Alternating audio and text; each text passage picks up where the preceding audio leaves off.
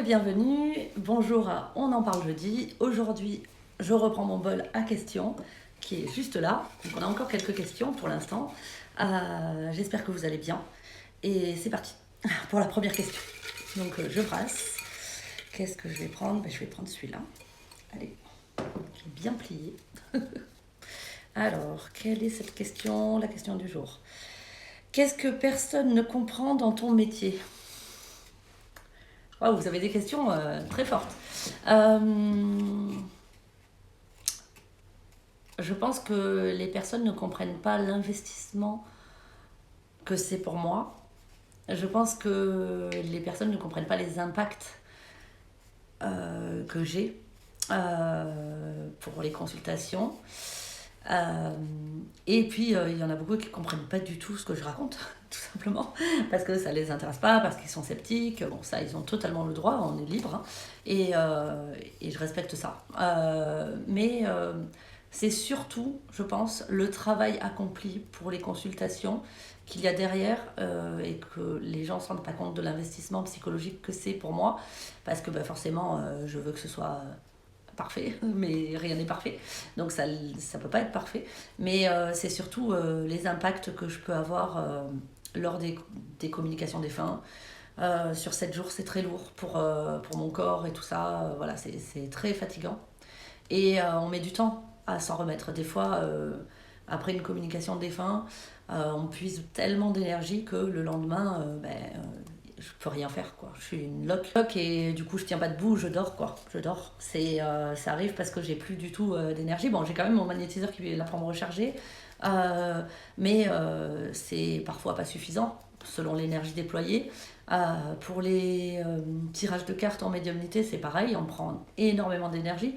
Après le tirage, je suis à bout de fatigue. Donc je pense que c'est surtout ça que les gens ne comprennent pas dans mon travail de médium. Voilà, je pense que c'est ça. Et puis, voilà. Non, c'est tout. C'est tout pour cette question. On va prendre une deuxième. C'est parti. Alors, ah, ça va être celle-là. Alors, qu'est-ce que vous allez me poser comme question? Comment tu fais pour vivre avec ça tous les jours?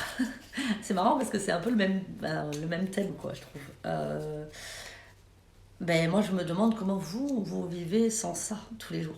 Honnêtement, comme je l'ai dit sur une des vidéos d'avant, ça m'est arrivé une fois réellement qu'on me coupe tout ça pendant 6 ou 8 mois. Ça a été très compliqué pour moi. J'étais en perte de repère totale. En plus, c'était une période où, bon, j'allais pas très bien. Voilà. Donc, forcément, ça a été assez compliqué. Je vis avec, j'ai appris, hein, comme je vous dis, ça a été des paliers. C'est-à-dire que j'ai eu enfant, j'avais peur. Adolescente, j'avais la trouille. Vraiment, c'était pire que l'enfance, c'était l'adolescence. L'adolescence, j'ai eu l'impression que tout était décuplé. C'était très très lourd. Et voilà, j'avais vraiment peur. Et puis un jour, on se blinde. On se blinde seul, hein, avec ses propres moyens. Et on apprend. J'avais déjà appris à me taire. Et du coup, on apprend à gérer sa peur. Et quand on y parvient, on apprend à vivre avec ça, tout simplement. Ça, c'était toute la période où je rejetais un peu tout ça. C'était compliqué pour moi, je l'assumais pas du tout. Vraiment pas du tout. J'avais beaucoup de questions dans ma tête vis-à-vis de ce que je vivais et de ce qui pouvait être rationnel et pas rationnel. Voilà. Donc ça a été un long processus. Et puis lorsque j'ai accepté les choses, ça a pris du temps l'acceptation, hein, contrairement à ce que les gens peuvent penser. On n'accepte pas en un coup d'un seul, hein, pas du tout. Ça a pris quand même quelques années avant que l'acceptation soit effective, complète. Voilà.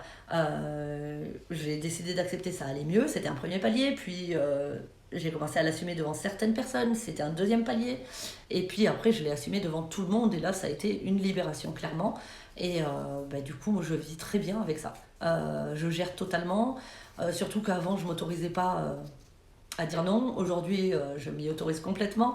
Donc voilà, je peux jongler, je peux avoir une vie sociale plus normale, on va dire, qu'avant. Voilà. Et même si la normalité pour moi est un peu... Enfin, pour moi, la normalité, c'est ce que je vis. Donc, j'ai l'habitude, disons. Ça se passe bien, je le vis pas mal du tout. Enfin, en tout cas, toute cette période-là d'adolescence, de stress, c'est révolu. Voilà, c'est tout pour aujourd'hui. Je vous souhaite une bonne semaine.